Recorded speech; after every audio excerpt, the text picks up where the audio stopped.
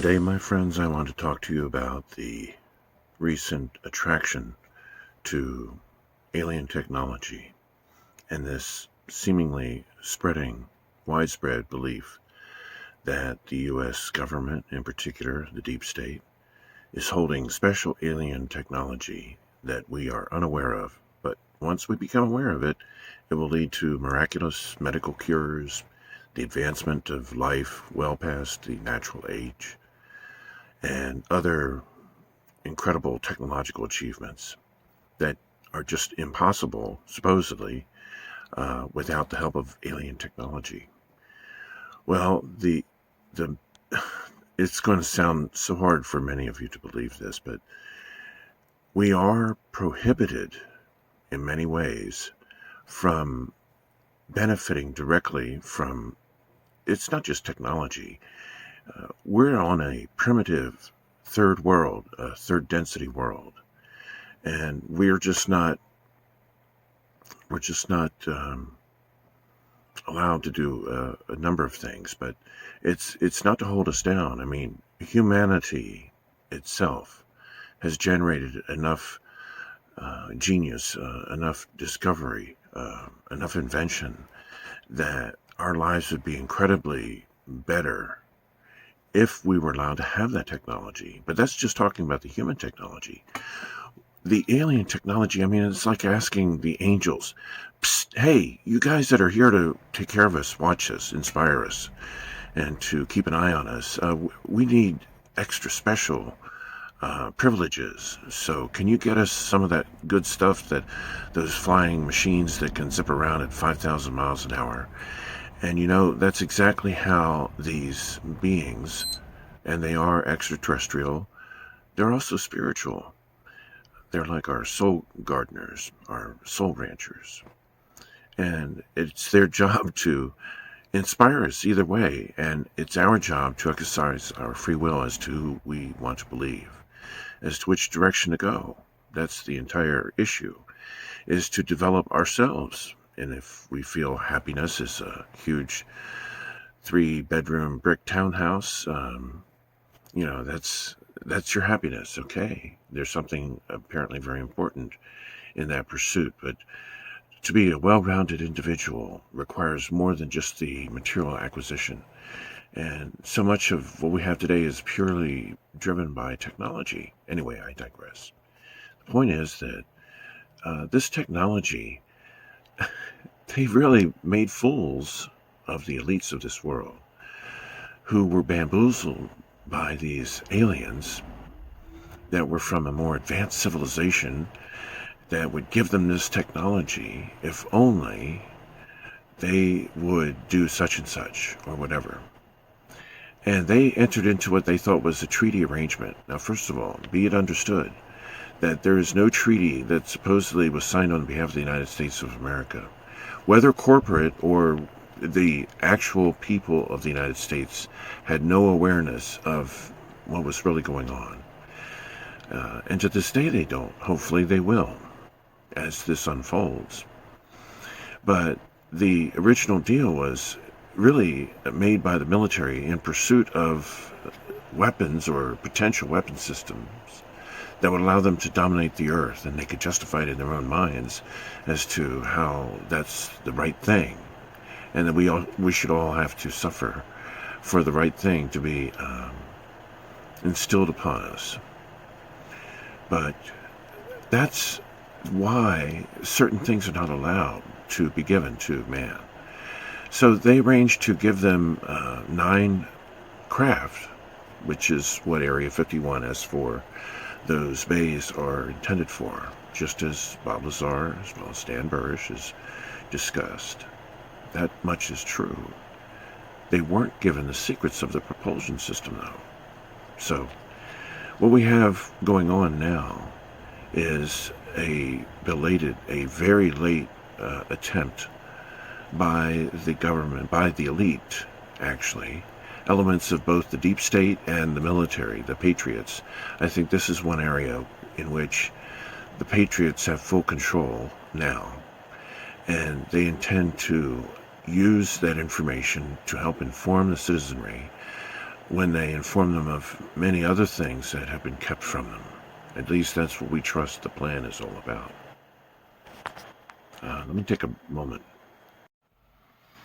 I want to take a moment to mention Paul Cook, who is a fairly small YouTube channel, and he has done some incredible digging into technology that we used to use, that our forefathers used in the not only the 1800s but the 1790s. Leyden jars, that we had an entire electrical system that we used, but we used tap water to power it. A whole range of machines were made that would be driven by a water motor, or a hydronamo, I think is the operative name, trade name. So these household appliances, including up to sewing machines, fans, lights, and everything, were powered by each individual home through the tap water, through the force of the tap water. Water was plentiful at the time, so it generated the electricity. It's not that it was free, but it's going somewhere with this. And as a consequence of that, there were a whole range of companies that were making accessories that, electrical devices like the USB craze is today, 100 years ago. And it's happening now, at the same time, this is a different cycle, but it is exciting. But the alien technology issue, the entire paradigm, is really vastly concocted. And it was concocted by the same human elites attempting to bamboozle us the way that the alleged aliens, the extraterrestrials from Zeta Reticuli, and the other groups that have been represented at their various treaty arrangements. But they were bamboozled. First, the ETs bamboozled the human elites, who turn around and bamboozle us. And even now they're continuing that effort by masking or covering up their fear and their paranoia over what's coming, because this is the year that they were all told this was going to happen. And whether they will be able to, they're looking to excuse themselves. That's essentially what it comes down to. They have committed so many heinous crimes, and they've used the currency of satanic ritual abuse, because it not only comports to the ruling religious system, because that's really what it is. I know that many people are in denial about that, but that's simply the fact. This will and is all coming out, but most people don't want to look at it through that lens. But in order to understand how we as a public have been bamboozled by our human authorities, we have to understand what drives them. They do conspire. This is a known fact. Because the majority of people, the average person, isn't driven by anything more than staying ahead, staying alive, and thriving a little, more than surviving. But once they have access to as much resources as they need to exist somewhere on the beach, sipping cocktails and surfing all day, that seems to be a fairly common stereotype. But those kinds of fantasies are the end goals for most people. They're happy. Once they have the basics, even to the nth degree, like a collection of mansions, not just one or two, but the biggest, the best. Beyond that, there are the people at the very top of the elite, the cabal that controls the elite. Not only are they bound together by this satanic this Luciferian religious system, and there is a logic to it. I have understood, finally, how they view it, how they see Lucifer and Jesus Christ somehow as twin brothers. I mean, we'll get into the allegories, what that really means, but the fact is that these people are bound by that religious system. And even more so, they're bound by the common blackmail that they've had to suffer under in order to become part of the in-group, and then how they, in turn, have criminally conspired to do the same thing and to arrange for the murder and the killing of others. And in this way, they bind each other to themselves, so that the fear of exposure, the absolute heinousness of a crime, such as we're talking about, would be enough to keep them working together for good or ill, and almost always for ill. And these are the people that really have taken over our social system, our political system. That's really what the fight is all about. So let me pause for another moment here. Let me return to the central idea here that I wanted to talk to you about tonight. And it has to do with this alien technology. All of us have benefited from the alien technology, and that is exactly what the crew of the Roswell craft had intended when they purposefully set an accident between two of their ships into motion, and in so doing enter into our third density world. Normally they vibrate at fourth density, and that's why we're constantly being watched by them. And they're not supposed to allow themselves to be seen, but if they do, it's usually with prior permission of the superior group, Council of Worlds, say. Many call it, whatever you want to call it. But that group is the group that is responsible for performing the actions, the maintenance for God, essentially, God Incorporated. And they are the intermediaries that, make sure that the greenhouse, Earth, is properly maintained and has proper food and water and so forth. And we have a very rich world. And that's precisely why, so that we have no need for material want. It's just a question of how we arrange to utilize it, to devise it, just to utilize it. That's really all that you should be concerned about with anyway. How are you going to use the material benefits of the world? And at the end of the day, at the end of many, many lifetimes, that's, I think, another subject. A subject for another time is how reincarnation influences all of this. But the alien component of the technology that we have today, we were jump-started by about 300 to 400 years. Because the short story being that the bad guys broke the quarantine first, the early 40s, on the eve of World War II in the Pacific. And the good guys were able to get their ability to respond by doing the same thing in 1947.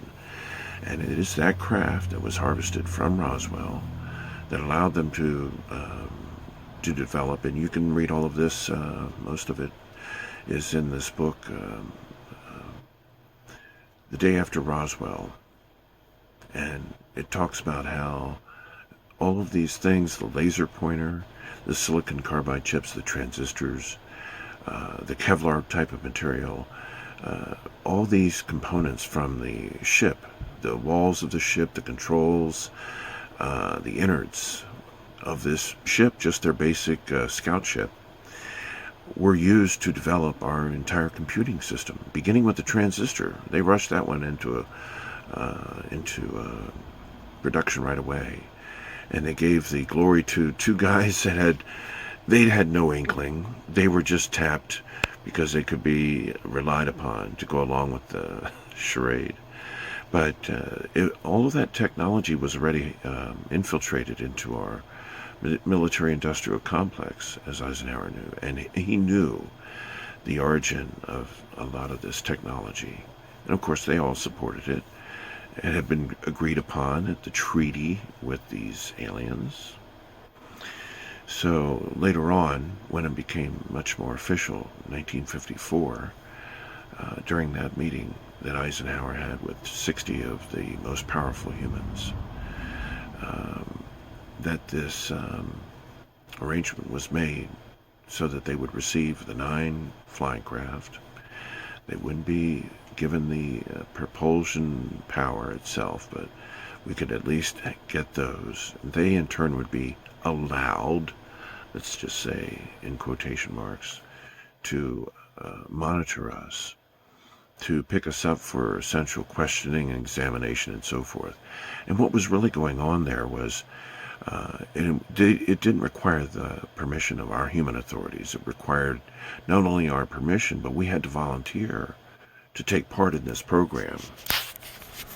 Yeah, let me make sure that you can see me instead of, yeah. Anyway, yeah, it looked like I had a black eye there.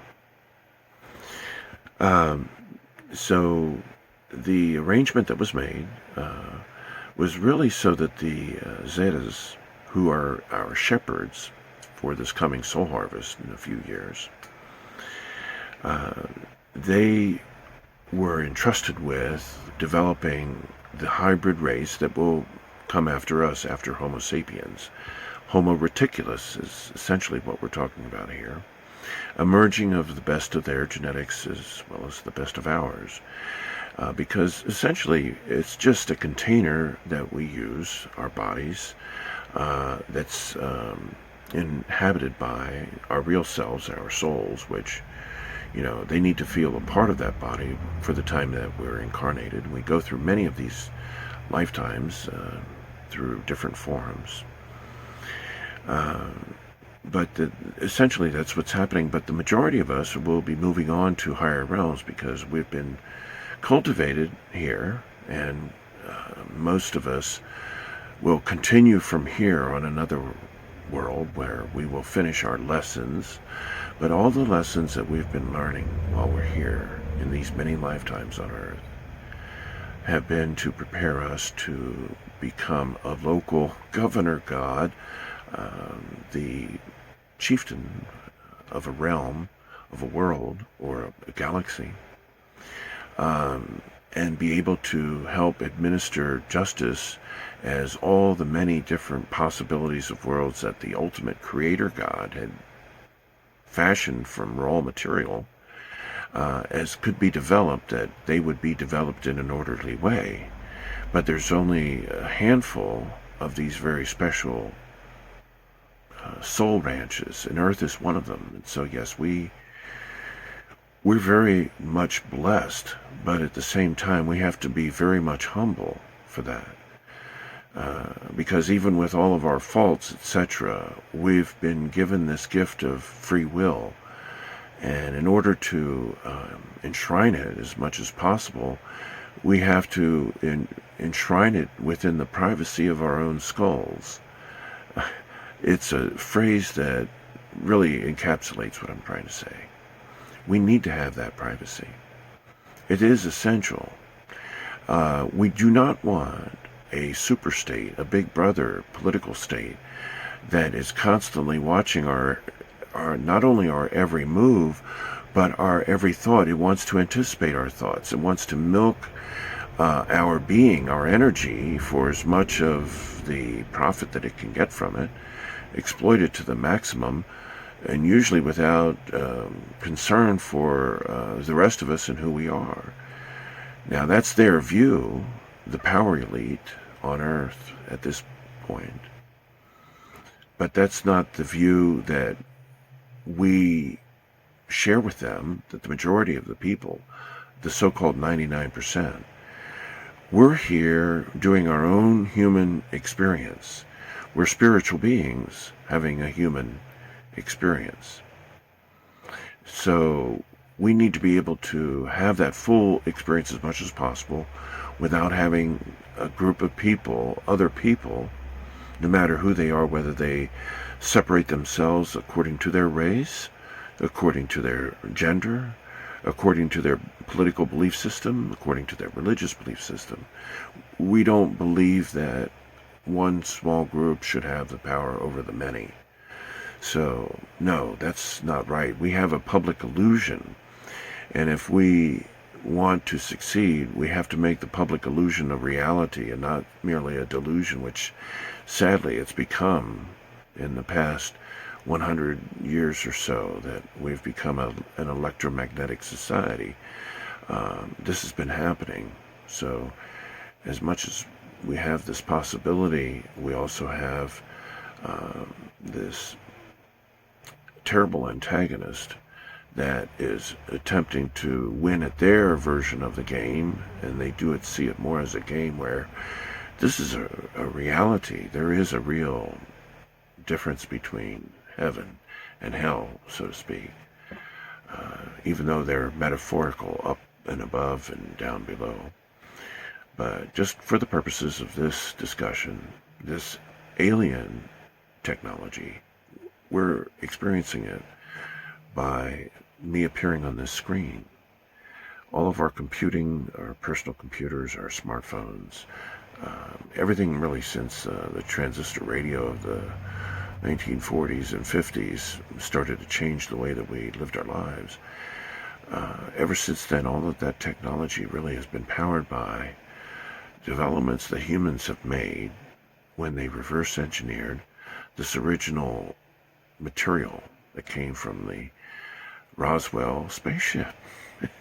As ludicrous as it sounds to many, that's really the truth of the matter. And I hope that all of this will come out as we head into disclosure, but you really have to accept, well, for yourselves. You will find for yourselves, but consider it when all of this is unveiled, because I don't know how they plan on telling the public, because they haven't told us the truth for over 70 years. Now we have to suspect their motivations in telling us now, and why they will be telling us the way that they're doing it. Because no, they have not had some of this technology that they purport to have. They just need to release our own human technology. If they can do that, we will have achieved what most people think they would be getting if they got the quote-unquote non-existent alien technology that would be allowed for us to use. No, that's just not going to happen. And I hope that everybody can have a good laugh about this after things come out and people will understand. And we'll have another chapter on this after a while. Thanks for taking the time.